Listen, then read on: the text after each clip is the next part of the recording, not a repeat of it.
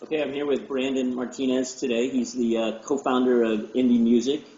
Indie has over 200 partners and has generated over 1.5 billion with a B views on YouTube. And their claim is that they're the largest music network on YouTube, and we'll certainly explore that claim and make sure we understand what that means. So, Brandon, thanks for taking the time today. I really appreciate you doing that. Sure, no problem. Thanks for having me, John. Yep. So first off, my daughter wants to know if you can get Riff Raff and Diplo to play her upcoming birthday party. Absolutely. Yeah, done. I'll hit them on speed dial. Done. Sorry. Let's talk a little bit about you guys had a role with the Harlem Shake phenomenon, with Mad Decent, and just can you talk a little bit about what your role was, and then going forward, like what kind of ramifications, financial and otherwise, have you seen from that phenomenon? I don't know if we should thank you or be hateful of you for helping that phenomenon get going. I get that a lot, actually. It's a fascinating phenomenon. We caught on to it, as it was really taking off. There's a little bit of massaging in the back end to make sure that the videos were monetizing as best as they possibly could. To what extent does the label have to give up control of the artist's social media? Do you have any train wrecks there where you have conflicts where you're trying to do one thing and the label's trying to do something else? Yeah, so our artists, our labels, they all actually own 100% of their IP. We don't take any of those rights at all. In the modern day of the music industry, I just don't think that that's something that we need access to. Again, what it is that we're working with them exclusively on YouTube to better monetize their content, whether that is through their own channel and the official videos or third-party content. So we sort of have an understanding with our label partners, from the bat, what it is that they want to do. In terms of monetizing or taking down videos. Whenever there are instances, maybe a song has leaked online or something like that, they'll give us a heads up about it, and they'll tell us ahead of time, hey, we want to have this video taken down, or we saw this, can you please find out about it? We also do get disputes, so maybe they've given a license to a company or something like that to use a song. We'll then dispute the ownership in the back end of, hey, we've worked with so-and-so, and we'll always verify that with the label partners. So it's always up to our labels or our artists to decide what it is that they actually want to do with the content. And then our job, like I said, is really to manage the system on their behalf on the platform. So you cut your teeth at Machinima. What lessons were you able to take from the gaming world and your experiences there at Machinima into what you're doing at Indie? So I wasn't actually at Machinima. I was a digital agent. I was at Abrams Artist Agency, and I was one of the first agents to do deals with Machinima, though. So I brought them. That's okay. I brought them a lot of their bigger YouTube talent, like Reckless Tortuga was one of my clients, who have a really popular show that still continues called Online Gamer. It's hilarious. It's about a sort of that guy who trolls, what is it, Xbox Live and things like that, and, kind of, but in real life, what that guy would be like. So it's a really funny show, very popular with the gaming community, and that was one of those initial deals I did with Machinima, which was one of their first really big partners that they brought on board. So I think that was really it, is that initially I was working with writers, directors, producers of all kinds, both from the traditional industry who wanted to get into the more digital space, as well as bigger YouTube talent or web producers that wanted to cross over into the mainstream industry as well. And so, there's a lot. There's a lot of those early days of what a digital deal looks like. What kind of rights do you need to give up? How do you monetize this content? That's a lot of what those early days were about, and certainly applied to what I brought over to INDMUSIC. Yep. Yeah. Well, you're fortunate to be there, sort of at that beginning, and getting to watch all of that happen. So I'm a small investor in Big Frame, and I know the guys at Maker and some of the other YouTube networks. It's a love-hate relationship with YouTube, obviously. There's a lot of, and I think they get it, right? There's a lot of fear, I think, on both sides. How do you deal with that? How do you deal with that single source of failure issue of, if YouTube cuts you off or changes the rules or whatever, you're kind of screwed? What's your strategy long-term to keep the relationship sound, but then obviously cover yourself? I wouldn't say that we have a love-hate relationship with YouTube. I think it's pretty mutual in that, we're both companies doing business, and I think it's a matter of how do we continue to make this partnership work. I don't know if it's just the music team, but we talk to them on a pretty regular basis. Whenever things go wrong for us, they're right there to help us, fix them or resolve any issues that we may have. In terms of long term, I think, however, we're certainly looking at other platforms where we can also be monetizing, applying the skills that we've, built on YouTube, other platforms as well who may be beginning to monetize or looking at better monetization.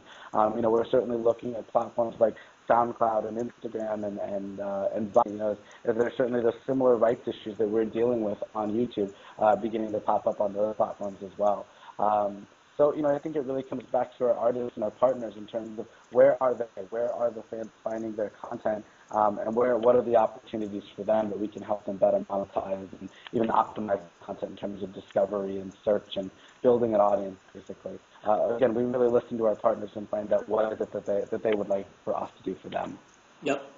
So, what's the ideal band for you? Does they have to be with a label? So you work directly with the label. So I guess it has to be a band assigned to a label. What are the other characteristics that you found are common amongst bands? Yeah. So the way that our outreach works is that of course when people are talking about someone, whether it's a band, a rapper, whoever it is, that helps. Because then it's an immediate audience where people are going to be sharing that content.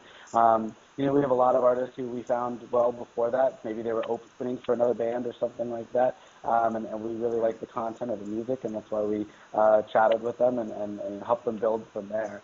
That's exciting for us when we can really play an active role in building out the success of an artist. I think that there are a lot of those in the YouTube world who can point to, we work with so-and-so. I think that our relationships are a lot closer in terms of, helping them understand the values on the platform, and they are the ones that are doing all the, keyword optimization. We point out to them the things that they can do, and they're the ones that are actually executing on those as well. So, really helping them build, I think, is important for us. We don't really have any specific categories. We're genre agnostic. We don't have any specific things that you have to be doing. What we find is that we're offering a lot of tools for our partners. Some of them use them, some of them won't. And those that are willing to put in the work and build up their audience and their channel, by all means, even if we're not huge fans of the music, we will become fans of their work ethic for sure. Yeah, no, that's a good way to put it. So obviously, being hard worker is one issue. What are other mistakes you found that bands or rappers make when they try to distribute their music on YouTube by themselves? Like, what are the common things for you to shake your head and go, "Damn, dude"? Yeah, I think that one of the overall biggest problem, something that we've really gotten into, that it was starting to happen before Harlem Shake, and Harlem Shake was really like, wow, we really need to make this a focus, is rights management in general. I think that a lot of artists don't realize a couple of different things. One, whenever you are distributing content, be it through a TuneCore, a CD Baby, DistroKid, even InGrooves or something like that, or maybe you have a deal with the label, and maybe you've even retained your rights, but the label has a deal with the Orchard or something like that. You may have not realized that you've oftentimes given them the ability to claim your content on YouTube. So oftentimes they can't tell you how many times you run into artists who are like, I've gotten a content, an infringing notification on my own content. They still own it. It's their video, and yet they're getting a message that says that they're infringing on somebody else's rights. That blocks them from being able to monetize their content. They no longer have access to like their analytics, and which is hugely important to building an audience. That's probably the biggest thing. To go along with that, sort of a secondary topic is that if you don't have a publishing deal, you are your own publisher, and I definitely think that a lot of artists don't think about that at all. Meaning that that's other revenue that they're just leaving on the table that they could be collecting on as well in terms of third-party content that's using their music and all of that kind of stuff. Okay, and lastly, Brandon, just wrapping up, are there any artists that you're particularly proud of with respect to how indie music moved the needle for them? Not necessarily, again, not their genre, not their songs, but just you're proud of the work that you were able to do. Do you want to call anybody out? Sure, absolutely. We've got a lot of those artists. I think right now one of our favorites throughout the office is a rapper named Soulcon. He is an indie rapper from Brooklyn that came out of the battle rap scene, so that's kind of where he cut his teeth and built his audience, and then has his own solo career as well as an artist. He also works with a group called Brown Bag All Stars that he's an active member of. They all met at Fat Beats Records in New York City. and all got together. And SoulCon, his music is fantastic, first of all. I mean, again, the content is really, really good. He's been releasing a couple of videos more frequently now, so he's really beginning to build that audience. He gets a lot of pickups and blogs and things like that because everybody really likes to share his music. The videos, the content matches the quality of the music as well. And then everything that we've, made suggestions on in terms of, branding his channel to the back-end work that needs to be done in terms of optimization, him and his manager, Byron Ward, have also really stepped up to the plate in doing. So they've been very receptive to, the suggestions that we've made and the work that needs to be done. And that actually culminated in there's a project that we recently helped out on with Bonnaroo, where they do a lot of these super jam sessions, getting different artists together from different walks of life, basically. And they wanted to do a YouTube version with artists who have some sort of presence on the platform. So we actually brought them 2 of the 4 artists that performed together. Also Black Violin, who's another great example of artists really working hard to build their channel.